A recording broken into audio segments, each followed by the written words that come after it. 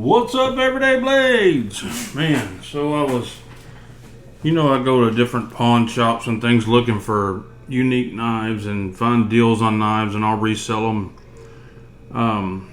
Sometimes I go into an old gun shop and find a deal, and I found a pretty good deal here. It was really interesting at the very least. These were vintage Spydercos. The guy had a whole case full of them. This is what's left of them. This is probably 2/3 of what I bought, but he said a year ago when he bought the collection there was like 20 times the amount of knives there. So I got what most of the locals didn't want, but still really cool stuff. So I wanted to kind of go through them today. A few of the models I know, but I don't know them to be this old, this style of pocket clip fastener. I mean, they haven't used that for a long time. And what I can gather is most of these knives are from 1998. So I'm going to move, and 99% of them were completely unused. Just handled a little bit. So we'll start with this little one first. And what's kind of ironic to me is they came in, this is the exact same knife, and they came in two different boxes. Now I don't know if Spyderco ever used a box like this, but several of them I had came in boxes like that, so I don't know if those were like aftermarket boxes or what. But anywho, let's go over it, get into it. Grab yourself something to drink. Let's take a look. This is the Babygarded, and you'll notice every one of these but one is serrated, and every one of them are full serrated except for these little ones, which I'm not a fan of, but I guess back in '98 that was popular. So this is a micarta, old brown, what they call a burgundy micarta. And this is just a cool little knife. I looked at these on eBay. There's guys in there selling these for like $350. This one's kind of been pulled around a little bit. I don't think it's been used. It's still razor sharp, but it's just been drug around a little bit. It's got a few little scratches and scuffs on it in this smaller box, but this one is brand spanking new. I mean, I don't think he ever took it out of the box, but just to maybe look at it. But it's in much better condition. And just so you know, I'm selling all of these. This is not stuff that I collect. I bought it to review it for content for the channel and then turn around and sell it. But the Babygarded, I thought that was really cool. This thing doesn't weigh nothing. It's like an old school keychain knife from 1998. We'll set these to the side and go to the next ones. This was the only one that was in a zipper pouch.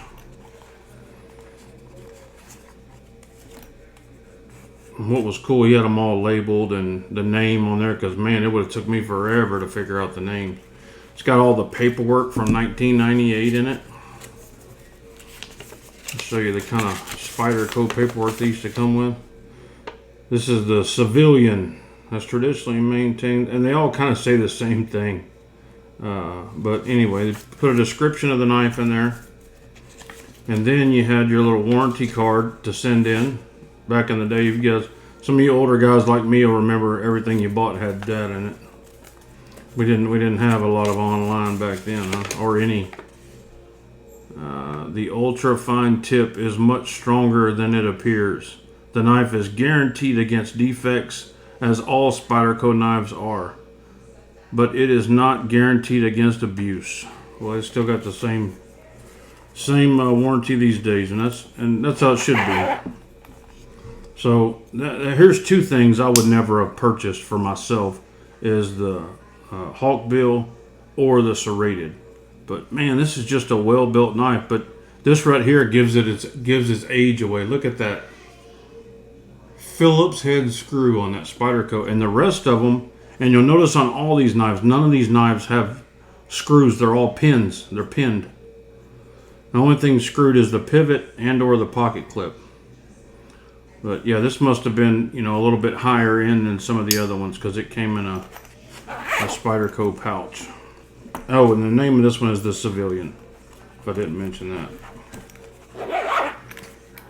And then we got a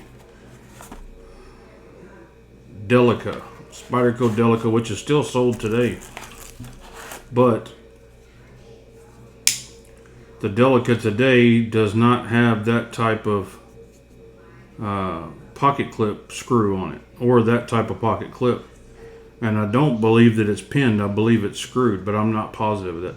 So 95% of these knives are, the steel is ATS-55. And I looked it up, and that's actually a pretty good steel, especially for that time. It holds a pretty decent edge.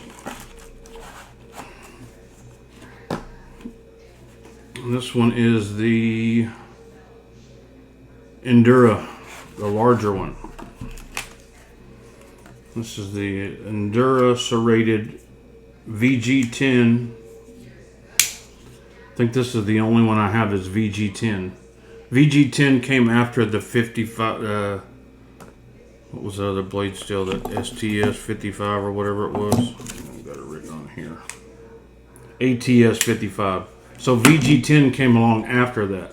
So 98 must have been kind of a transition year, and you see it's still got the old school pocket clip on there, pocket clip screw, and everything is still pinned, not screwed. But all of this stuff, and all these are made in Siki City, Japan. Really cool stuff. It's kind of cool to take a blast in the past and see brand new knives that were new old stock. Another one in the black box.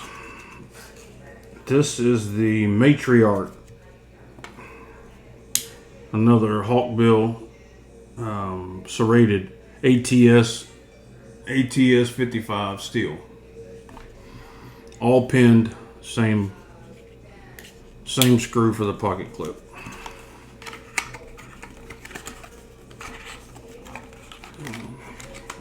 Put that back in there afterwards. This one is probably the oldest of the bunch. This is called the Spur Combo Blade. It's a cool little knife. Every one of these is good and tight. Of course, they're still new, so I guess they would be. But man, look at that. I haven't seen many Spydercos with a plastic clip like that. That's been a long time. That was probably the first clip they ever used. Got their patent number on it. Very, very cool. This one is AUS-8. That's what told me that it's probably the oldest one. Where did my box go? Okay, now this is the...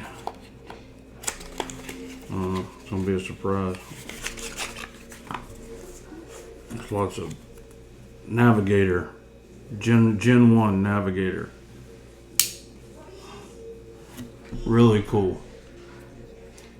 All of them are backlocks. So Siki City, Japan. This one is Gen 1 stainless. GIN-1 stainless. I'm not familiar with that steel, but that's one of the only ones that's not. This one and one other one that's not ATS55. Really cool blast from the past. Get in there, boy. Alright, these are what I remember from the 90s. These stainless steel, and I love these.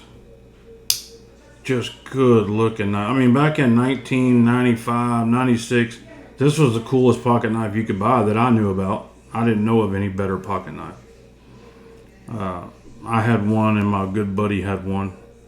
We carried these things everywhere. Siki City, Japan. ATS55. Just built like a brick shit house, and there's no fasteners that I can find except for right there, the pocket clip. I don't see any fasteners. I guess it was pressed together. I'm not sure. That's above my pay grade. And then we have the Economy.